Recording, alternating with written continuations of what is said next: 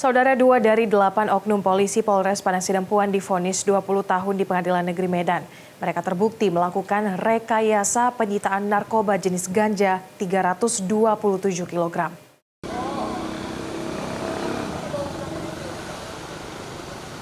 Hakim Pengadilan Negeri Medan akhirnya memvonis 8 oknum personil Polres Padang Sidempuan karena terbukti melakukan rekayasa penyitaan narkoba jenis ganja seberat 327 kg.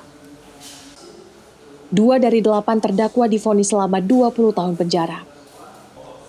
Dalam persidangan yang berlangsung secara daring ini, Ketua Majelis Hakim Jarihat Simarmata dan Martua Sagala secara bergantian membacakan hukuman 20 tahun penjara kepada Bribka Witno Suwito dan Edi Antoritonga, juga denda 1 miliar rupiah subsidiar 6 bulan kurungan penjara. Sebelumnya, kedua terdakwa oleh jaksa penuntut umum dituntut hukuman mati.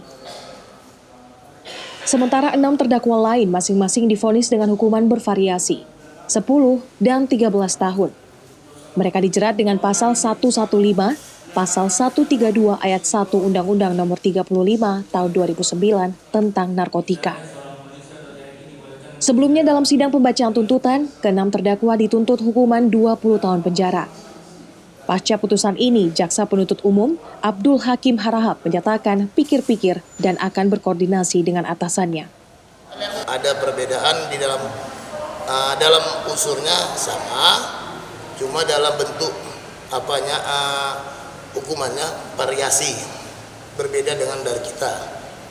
Kalau masalah itunya nanti kami harus konsultasi sama pimpinan kami bagaimana tindak lanjutnya. Tuntutan terberat kita hukuman mati kemarin ya Pak? Apa? Tuntutan terberatnya hukuman mati ya Pak? Iya, kemarin ada hukuman mati kita tuntut untuk 2 orang.